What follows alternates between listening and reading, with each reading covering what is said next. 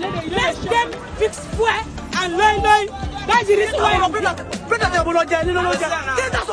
happened? We are hungry.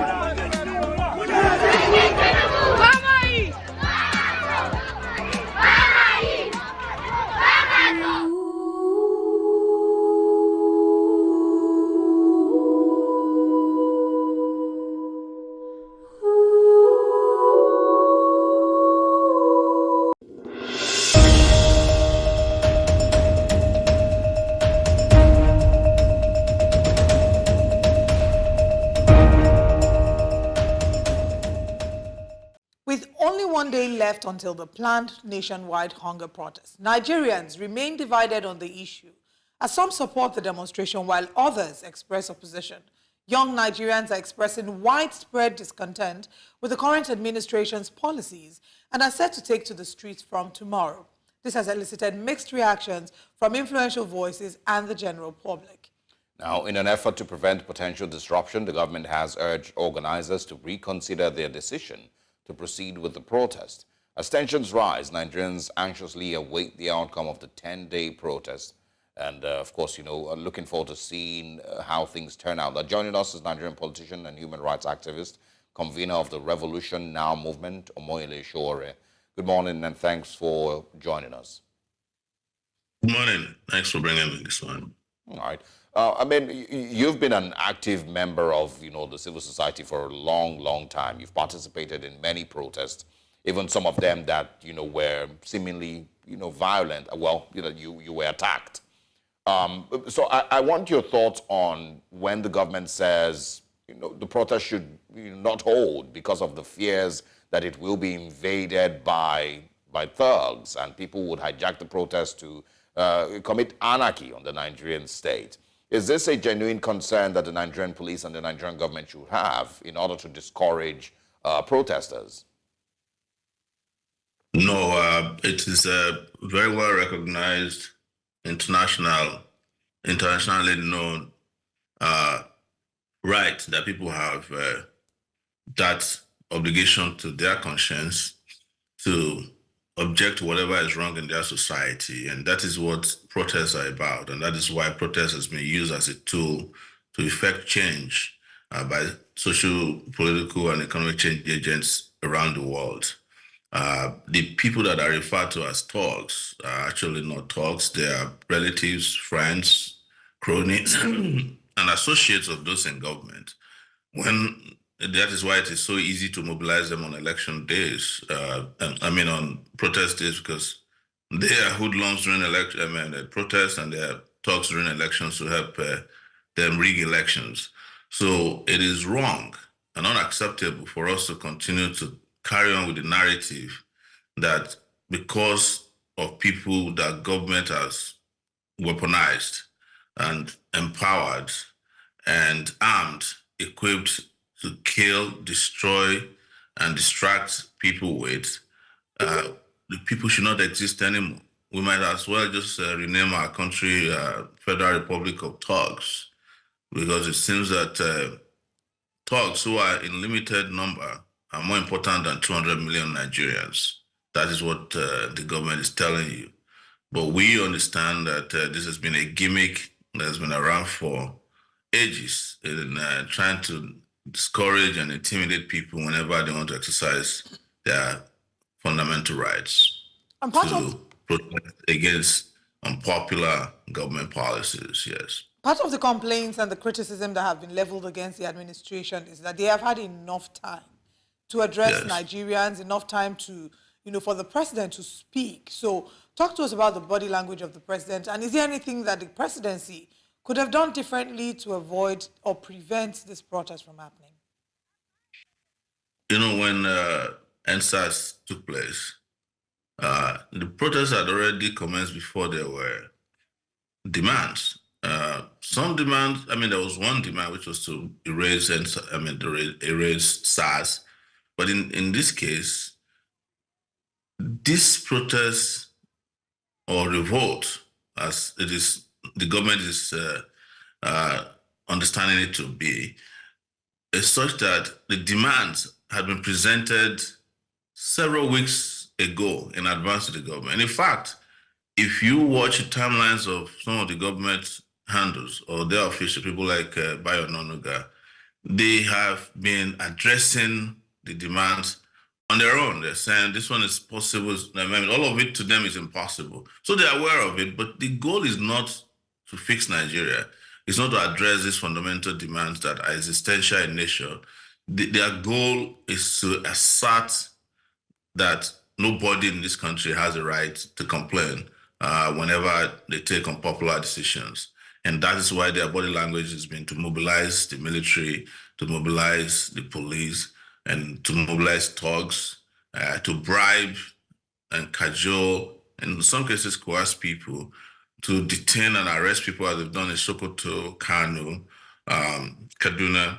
And last night, the Abuja police went and raided a printer, and took away their computers. What's their crime? They claim that they are printing protest banners and posters and placards.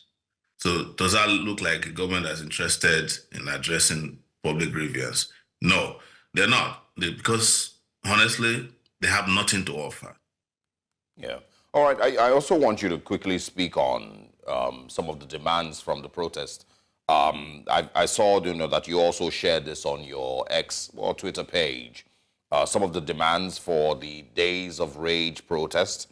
One of them, of course, says scrap the 1999 Constitution and replace it with a people-made Constitution for the Federal Republic of Nigeria, toss the Senate arm of the Nigerian legislative system, and keep the House of Representatives, pay Nigerian workers minimum wage not less than 250,000, invest heavily in education. It also says release Mazin Nnamdi Kanu and other things, end banditry, restructuring Nigeria to accommodate Nigeria's diversity, and a couple other things.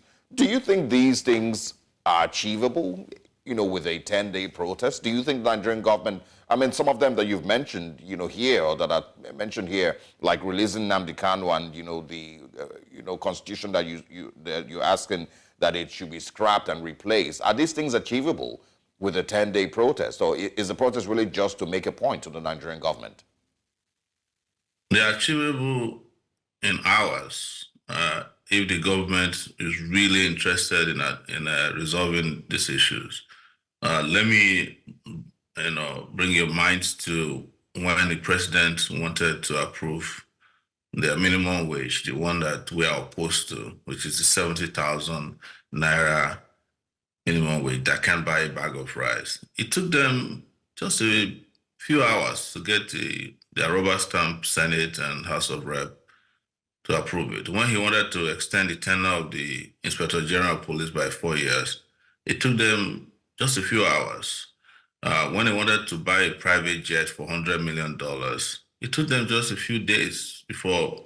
I'm sure negotiation might have been on, but without making it so complex for people who are listening to you, we always make it sound like it's impossible for things to get done in Nigeria whenever it favors the public.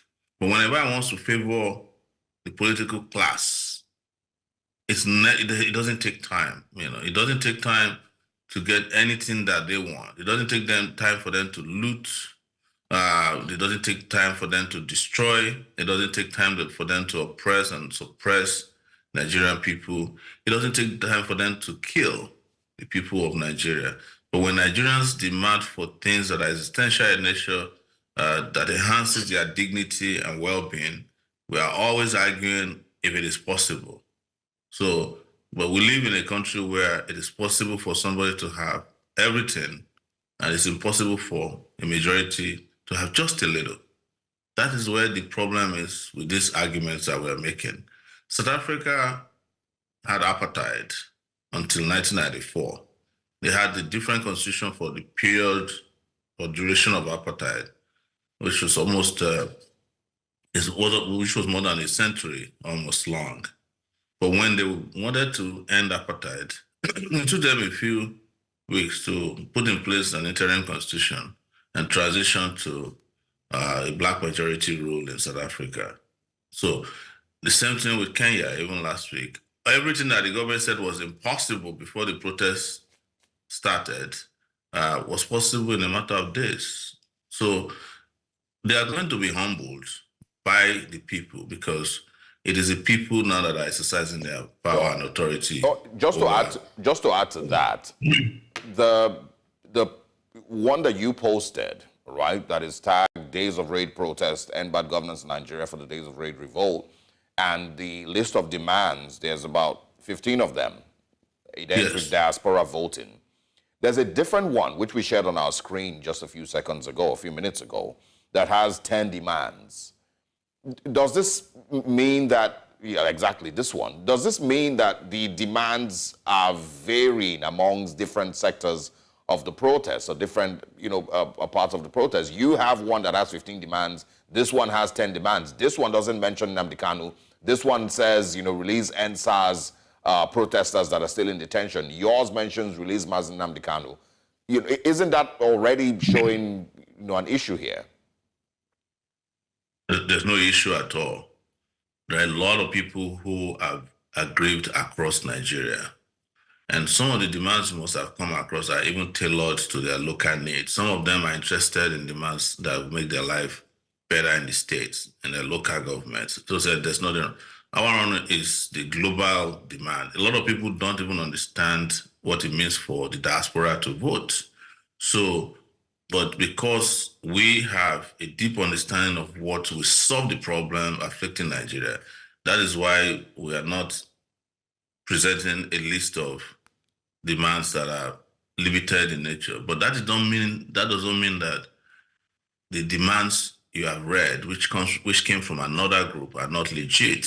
It just shows to you that a lot of people are in a hurry to get a lot of things resolved.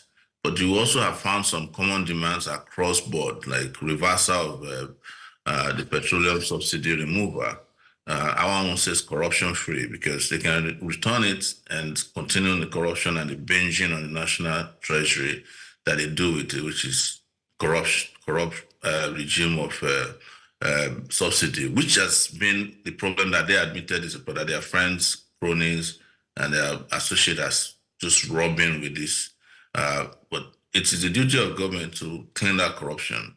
And what basically we are saying, and you have seen, is that Nigerians across board, north, south, and in the middle, on the sides, they're all tired. They want to leave, and they want a solution to their problems. And they're saying to those who are in government, if you cannot ship up, you ship out.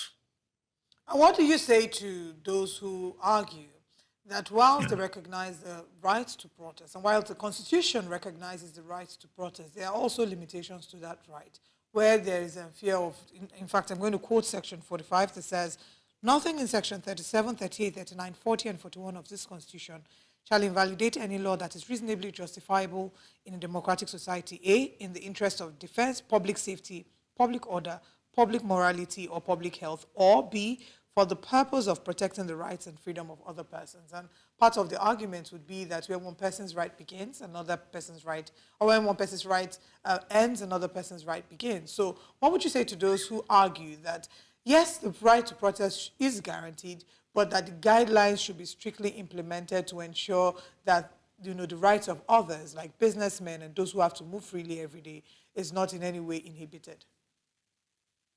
That is the reason we want to scrap that 1999 Constitution. It's so limiting of our ability to freely express ourselves.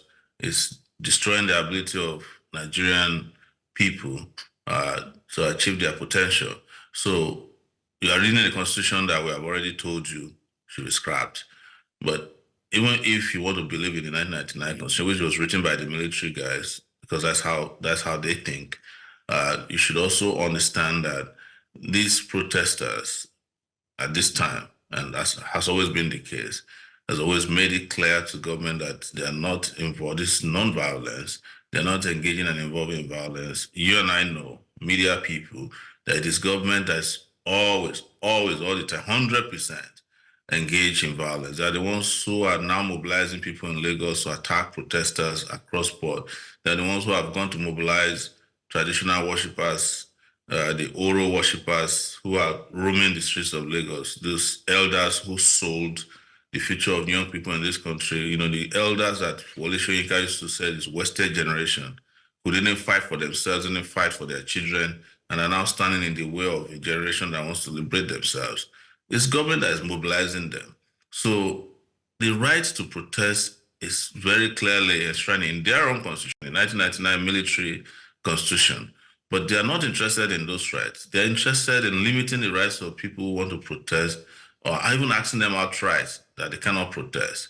If you follow any of the people who are protesting against protests now, you will find police guarding them. They're engaging in marches, they are engaging in street demonstrations, and the police provides complete coverage for them. They are telling us yesterday when a group of civil society leaders met with the IG that they want to restrict us to 2 locations.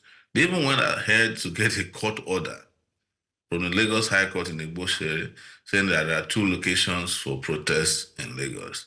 So, and why we're going to challenge that, because it's unconstitutional according to what you have read of their own constitution, we have also said, in the meantime, if that's the case, Lagos State government, the Lagos State TIB unit has written to the governor of Lagos to provide buses from over 10 locations that will bring people to the protest at 8 a.m. and return them back to their place of convergence at 6 p.m. If you can't do that, that means those people will have to converge in those places and start walking towards your designated places in Ojota and K2. Right. So what I'm trying to tell you is that their interest is not those things you read, the fine print of the Constitution. Their interest is to keep suppressing people, is to keep beating up the Nigerian people, and also preventing them from crying out when they're in pain. All right, Mr. Sowore, what are your expectations with regards to numbers? And do you also, feel that, Nigerians will truly come out from tomorrow and demand some of these things that you've, that stated in the NBAD governance 15-point demands? Do you think that you would have a large number of people? Do you think that Nigerians are truly fed up and are really ready to demand a better Nigeria? Well, there's no question about the fact that Nigerians are fed up. They're fed up with this system of oppression, system of incompetence, and a system that continues to denigrate them and strip them of their dignity. No question about it. And you have to give it to Nigerians that they're some of the most resilient people in the world. Otherwise, who takes this from anybody in the world? Not even primary school students who take that from principals or their head teachers anymore these days. So, but having said that, I should tell you that the numbers are very, very important. And I can tell you that a lot of people are going to protest tomorrow. Either they are going to do that offline or online, whether they do that at home or outside of their homes. I cannot tell you how many people will come out until tomorrow comes. And tomorrow is the beginning of a series of actions to resist the government. So it starts tomorrow, but it doesn't end tomorrow until we win. All right. I also want to ask, this protest and its demands, does it take the shape of what you would have imagined for revolution now? Is this maybe in some measure what you have been advocating for? And also, do you have fears that there might be a semblance of what happened or a repeat of what happened at the 2020 NSAS protests? So everything you saw in our demands this time around were also demanded in 2019, except for releasing Nnamdi Kanu. But in 2019, we sought for the release of ex-Zaki Zaki, the leader of Shiites, who had been in detention for years at that point. Zaki Zaki has now been released, and I am not aware that he has killed even a rat or any of his members. They have been engaging also in peaceful protests, even though government keeps shooting at them when engaging in these peaceful protests since he was released. But in 2019, we had 10 demands. Now we have 15, and because some of them in 2019 has been fulfilled, and there's some more needed to be fulfilled this time around. That's why numbers increase. As a matter of fact, Nigerians ought to have 64 demands on the government. That's one demand per year since independence. But listen, we have done what is needed to serve a notice on these people that Nigerians are fed up, as we keep discussing. We expect that they will respect themselves enough, and I mean this seriously, not to try what they tried in 2020. If they do, they would be immediately faced with a different society. Immediately they will be immediately faced with different level of resistance, because every culture of oppression breeds a different level of resistance. That much I can tell you. And this is not a threat. It is the promise of the Nigerian people that they cannot continue to be subjugated by governments that are supposed to be civilian in nature, but who continue to act to be disrespectful of their rights and existence. Nobody, and I mean nobody, will accept the kind of thing they did in 2020, from which they themselves have not recovered anyways. All right. Also, I have repeatedly said, that it has been very important in the last couple of weeks since the conversations about the protest started, that it's important that President Bola Tinubu addresses the nation, finds a way to calm the nerves of Nigerians and assures Nigerians that they're in safe hands. Maybe today, maybe tomorrow morning in the start of the protest, do you think that the president, has words that he maybe should use if he decides to address the people today that would maybe change the mind of Nigerians against protesting tomorrow? I think our demands are clear. Our demands are non-negotiable. If he likes, he can go and borrow, how to talk from somewhere else. Nobody will be fooled by it. We know the characteristics of those who are in government. As a matter of fact, it is important to say to Nigerians, and this is why they should appreciate standing up, that some of the government has been behaving as if they're here to do some things, because suddenly NNPC is openly recruiting. I know that if the protests are over, they'll go back to their usual ways. The army has recruited people. Phone companies or telcos that were disconnecting numbers had to restore them immediately when they saw that people were really upset. They made available money for some kind of loan for young people. In fact, it was when these protests began that they hurriedly called the Nigeria Labour Congress to come for a meeting to approve their 70,000 naira. Up until then, nothing was done. They had been negotiating back and forth. I remember attending a protest in Abuja in March 2024 with the Nigerian Labour Congress. And they were complaining that they were just lying to them. But the moment this protest was announced, they came, called them to a meeting, they signed a new minimum wage. They approved a minimum wage, signed it into law. But sadly, it was too late. It was too little, too late. So there's no amount of sugarcoating that will make Nigerians forget that this government didn't come to serve them. And they will have to, and in doing so, they have to meet the conditions set by the Nigerian people. So nobody is going to be fooled if by tomorrow you see a contrite president trying to act as if he believes in you. Right. We'll know that that's as entered the era of Yahoo.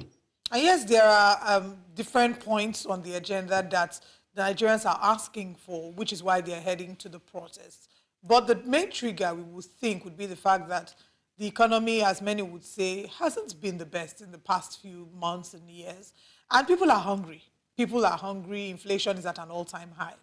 Now, we often would hear that regardless of who came into power, regardless of which presidential candidate came into power, that the chances are high that we will still have landed where we are. Do you agree or not?